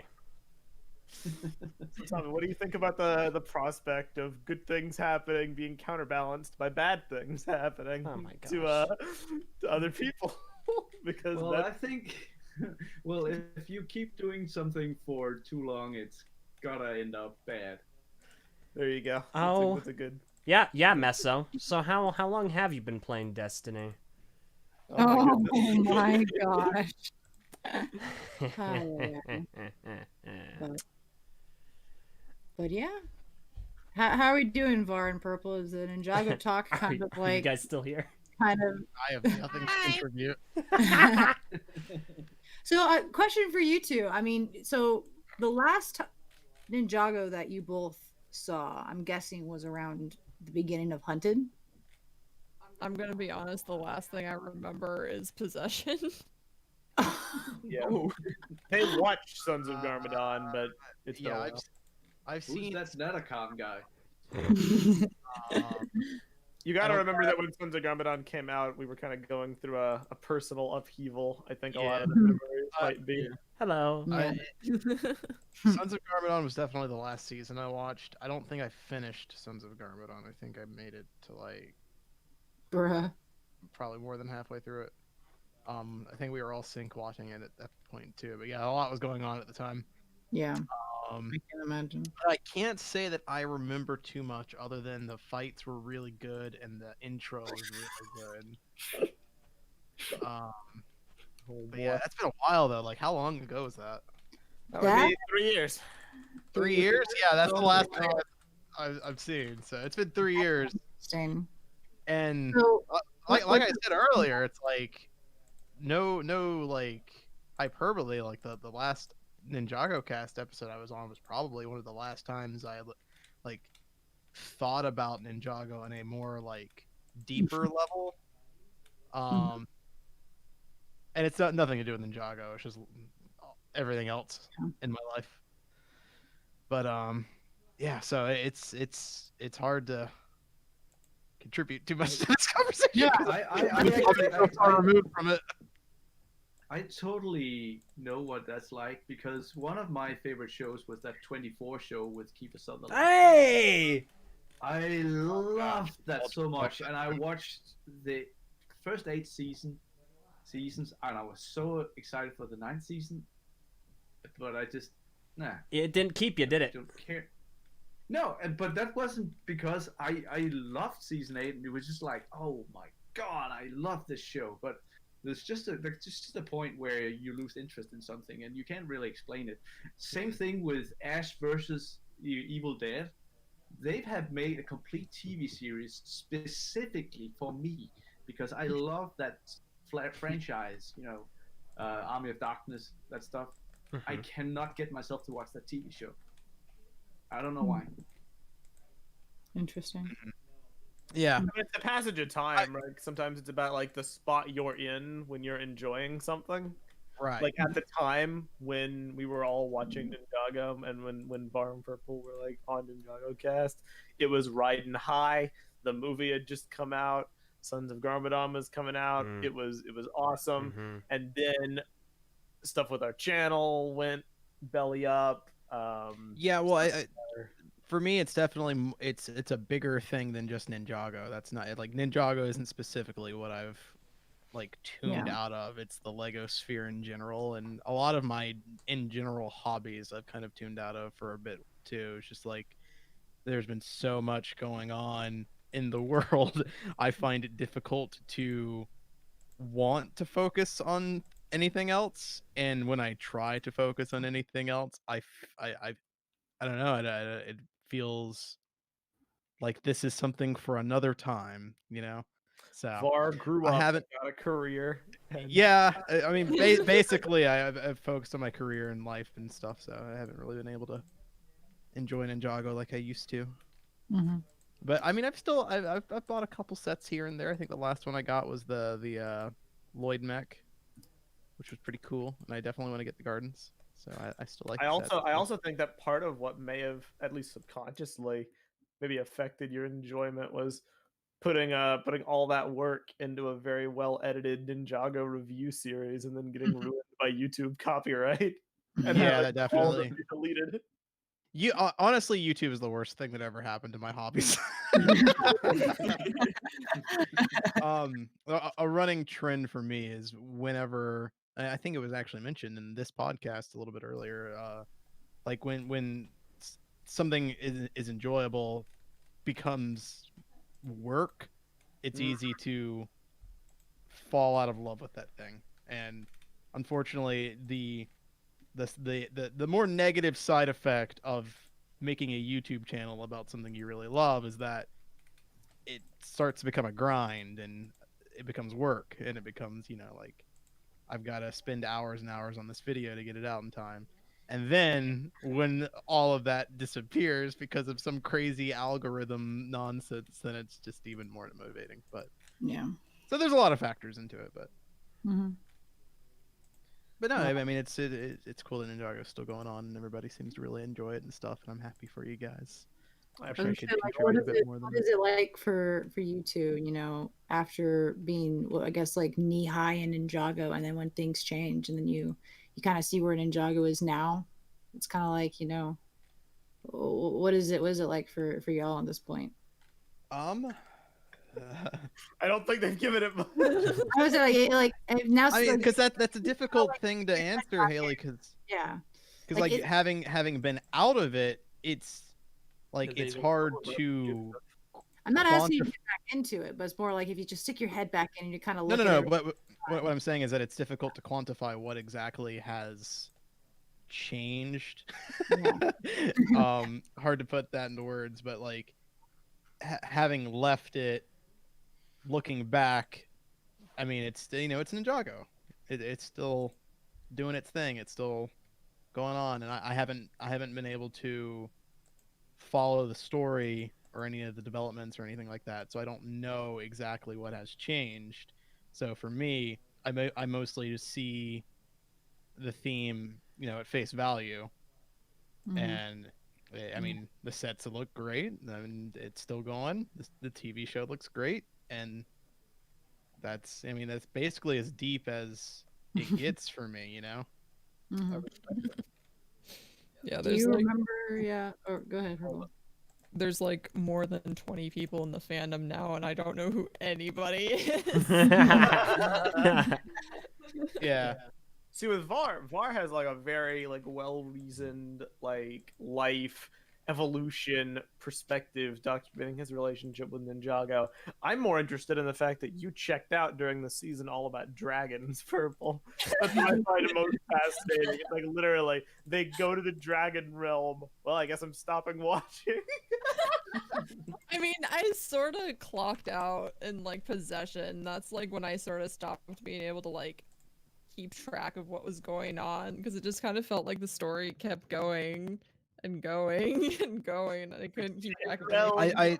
I definitely felt that as like as cool as it is to see everything continuing and everything and stuff like that. One thing I really liked about Bionicle was that over periods of time it kind of had soft reboots in a way where like the story would kind of start anew with a fresh cast of like main characters, obviously continuing the overarching journey. But it was good to kind of get a sense of closure for one arc and into another with new faces and a fresh start and a new location and everything. So I mean, I definitely agree. that would be something I would Discussion like for to another see. time. But, But yeah. I completely agree with you there. Mhm. Is there anything that you two have always wondered about Ninjago? Like, if you like were to like think back to your, possession days, or you're thinking you're just like, man, I there was one thing that I was kind of interested in that I never got an answer to. Not offhand. I feel bad for not having the answers that I feel like you're wanting me to give you. Fine. I'm honestly just curious. I'm like, I'm trying to pick your brain.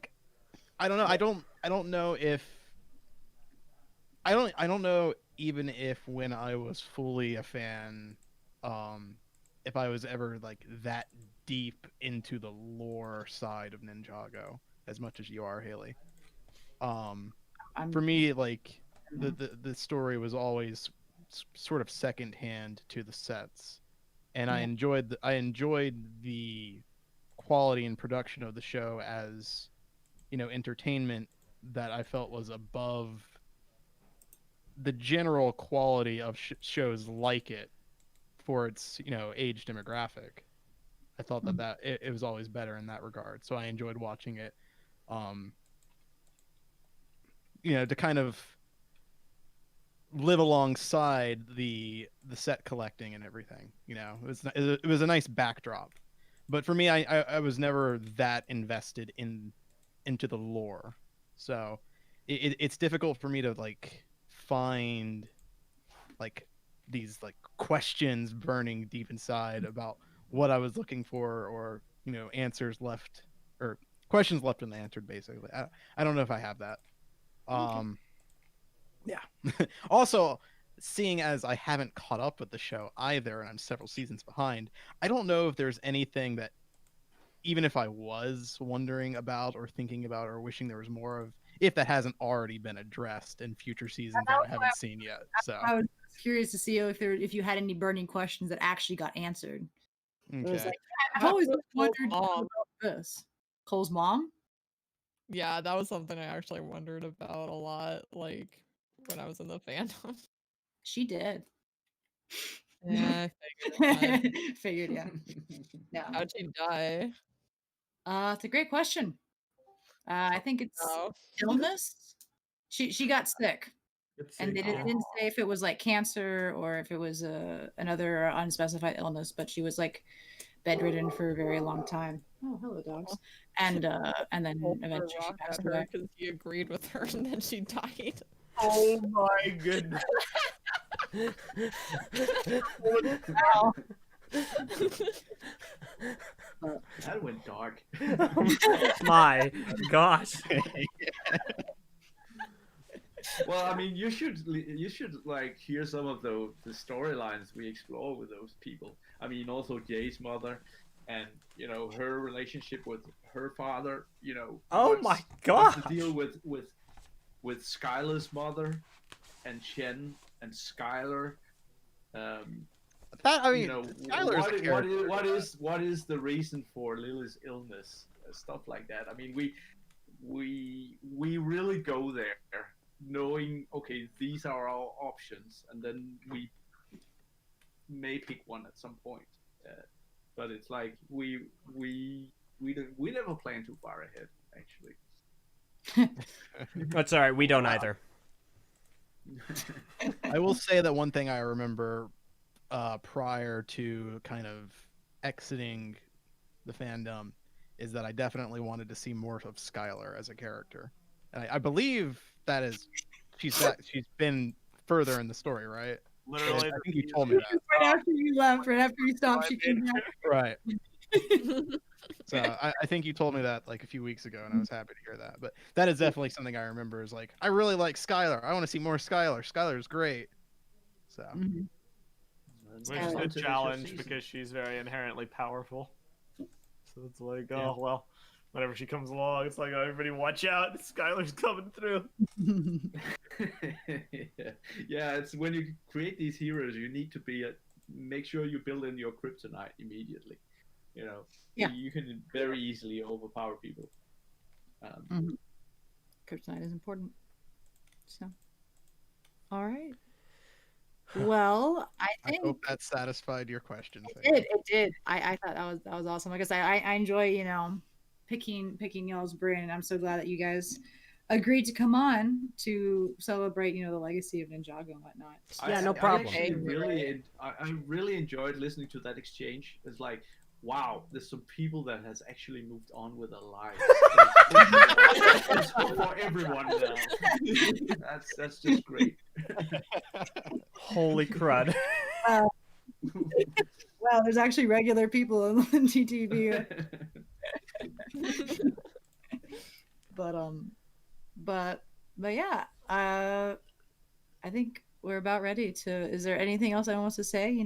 Happy 10-year anniversary Ninjago and whatnot. Is there any other comments? To Tommy, or does Tommy have any comments? Or I think Var and Purple have any comments? it might be time. It might be time for me to bury the hatchet. Do it. Tommy. T-Man. The big T. I know that we haven't always seen eye to eye on a lot of things. We've had kind of a long and winding relationship these past 6, 7, 8 years. I know that I feel like this should be my speech. in my youth I've said some hurtful things. Mainly I feel like this should be my speech. Namely about the worlds that you birthed into this world. The ones such as Chima and Chima. Oh, okay. Mostly Chima. I might have said some things that in my youth were brash and ungrateful. And I'd like to start anew. I'd like to turn over a new leaf and formally apologize for the ignorance, the arrogance, and the immaturity of 2013 to potentially, depending on your point of view and whoever you are now, LJ. I'm sorry. I will echo that, except seriously. We were jerks back then. Now, it takes a big man to realize and admit when he was really, really, really, really, really wrong. And I appreciate that. Thank you. Thank you.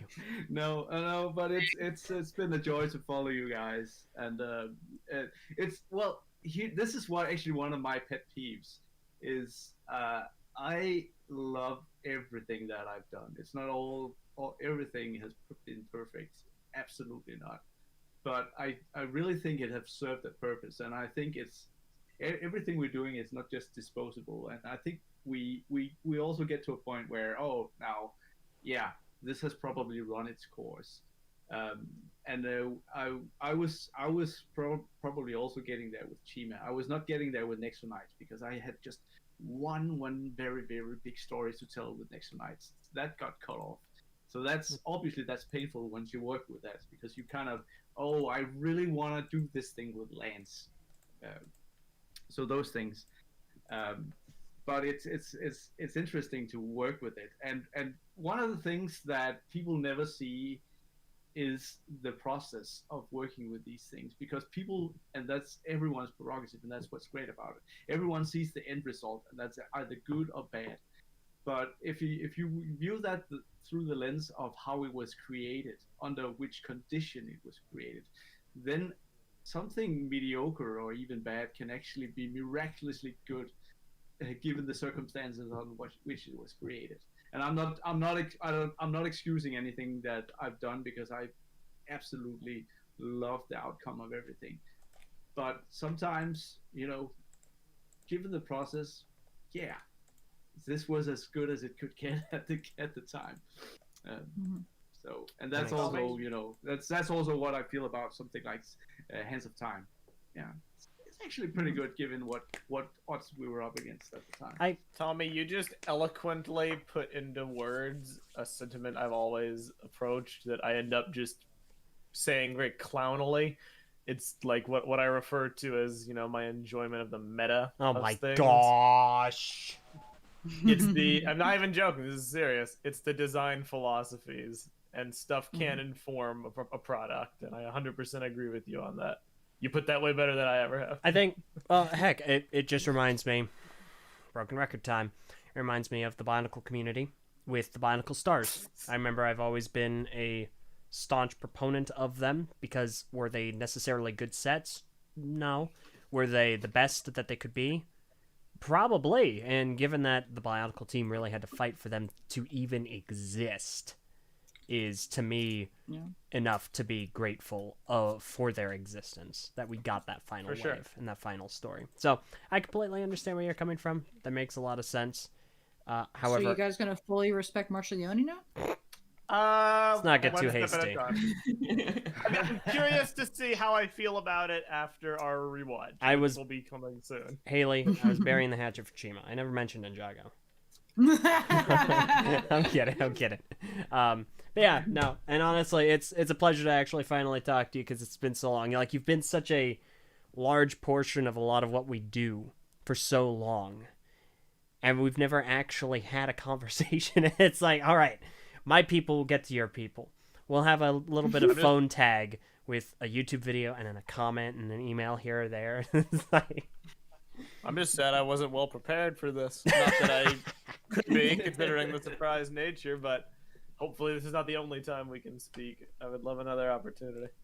Yeah, this has been great. It's actually been great to finally get this thing. It's been cooking for a few years, I think. Like, oh, we need to do this at some point. It's All it took was one quick a very email. enjoyable way to do it. Yeah.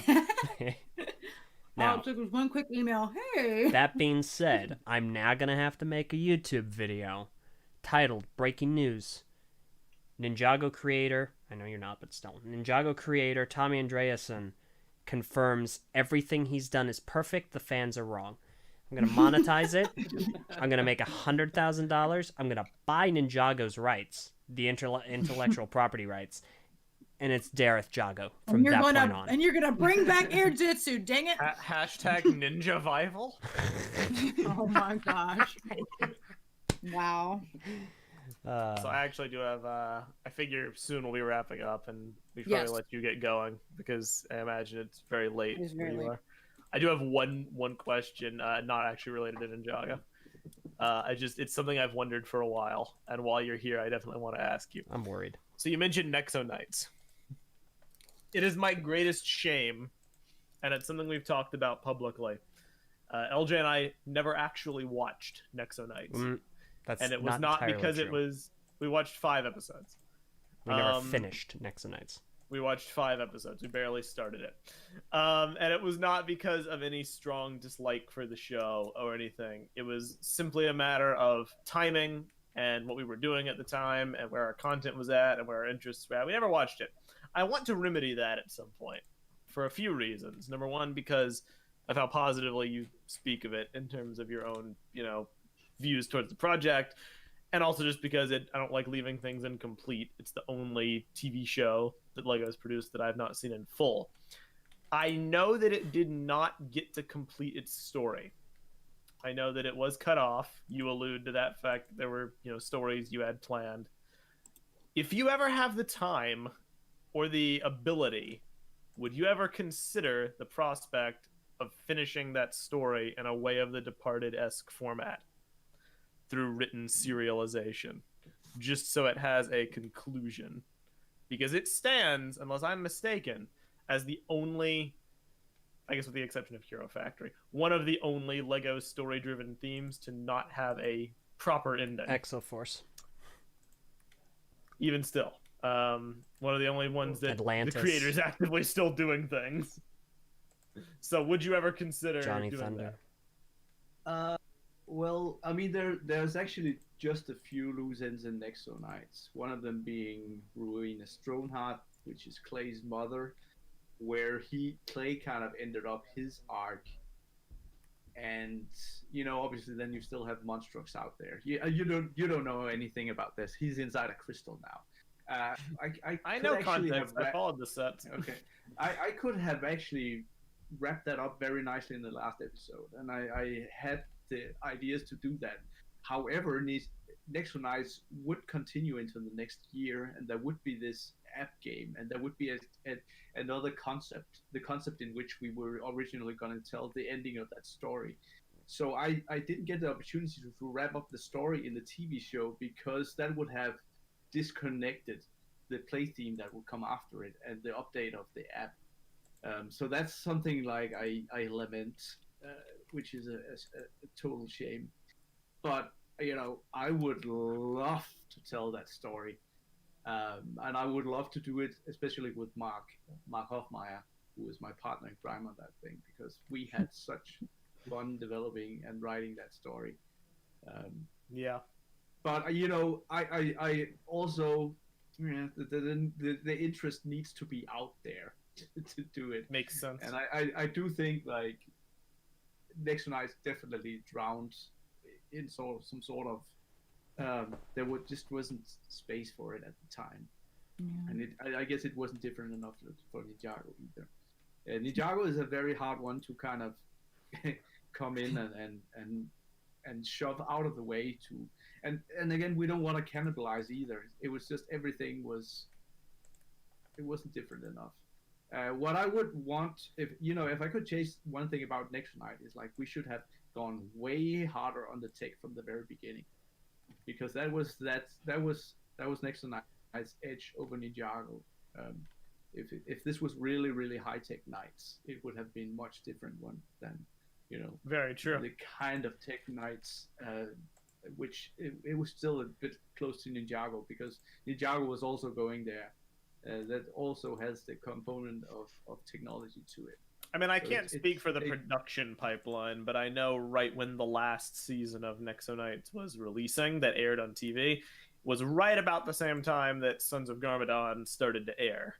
So I think what you describe about, Ninjago and it kind of getting drowned definitely sadly happened because of the white hot hype about Sons of Garmadon. Yeah, so some network decided to put it on at 4:30 in the morning. Wow. And then we get bad ratings. I wonder why.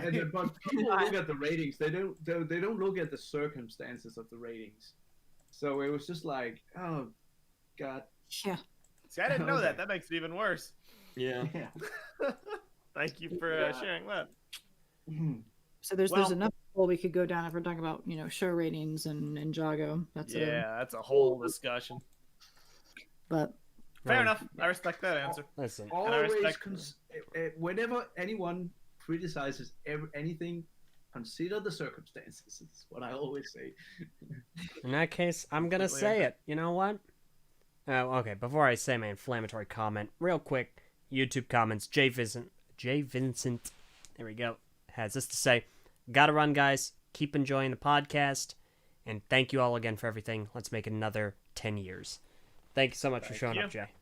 I've noticed that Jay has been interacting with people or other fans in the chat. That's absolutely amazing. Thank you so much for doing that. He also mentioned that Jay and Nia do have a theme. Oh. The Yer Yang theme that appeared in March of the Oni, and then it returned in Master of the Mountain. Oh, well, fantastic. Okay. All right. Thank you. Same for that one. Inflammatory comment: the Bionicle TV show got much better ratings than Ninjago ever has, because when Journey to One. when you don't have a show and you have no ratings, 0 ratings could potentially be the same as infinite ratings. What? Whoa. What kind of logic is that?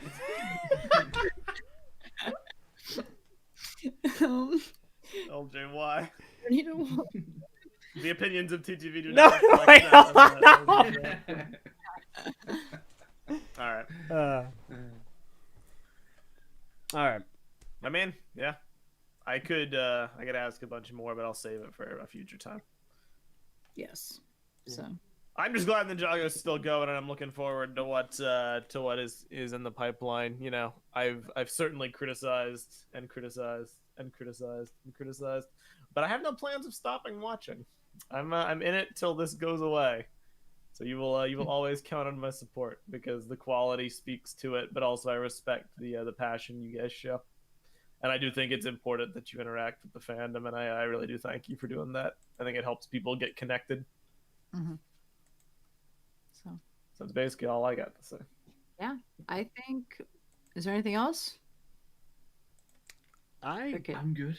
Yeah. All right. Uh, Well, once again, to celebrate this day, as this day comes to a close and we get to celebrate this landmark for the rest of the year, happy 10 years to Ninjago. What an amazing moment for this franchise. How far we've come. I feel so old. Oh man. Says a man in his 20s. Bar has the weight of 40 years. Before we go, we've got 2 super chats that we're gonna quickly take care of before we wrap up. First one was from Adrian G for $4.99. Said, "I want to thank you, Tommy, for all that you've done for Ninjago. Looking forward to the future of Ninjago. We love you." Amen. Oh, thank you. That is How do I get those $4.99? Here, we'll go over the fine print in the contract we had you sign before you showed up, just after the podcast.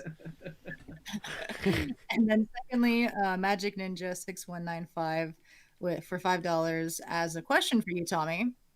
Mhm. She says, "Would you rather fight 100 Grundle-sized tree horns or 1 tree horn-sized Grundle?"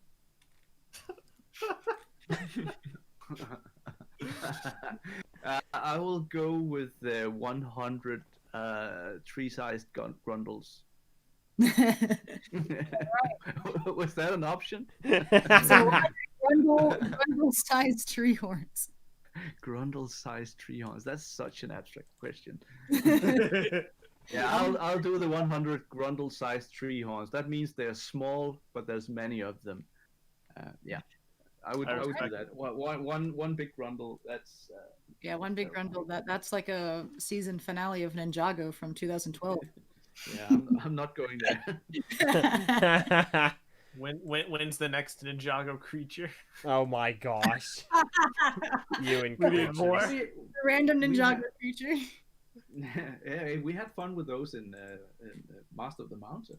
Like, Yeah, the yeah, fire there's bats so and many lava of them. monsters. Yeah, I love them. great. There's the big turtle.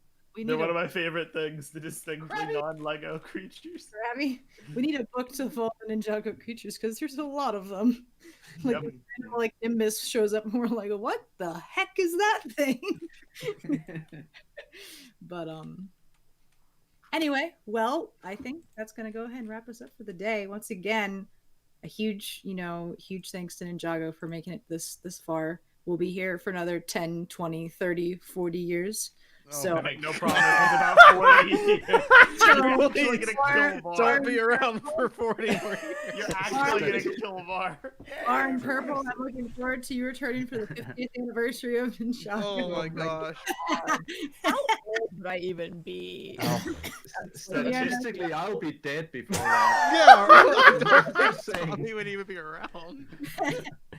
We got 3 Onimax and resurrect yous for the podcast. He won't be the Tommy that you knew. There would be no good left in him. Tommy comes No on. Ninjago left, just Chima. I love Bionicle. But everyone who's watching, please go and support everyone's tributes and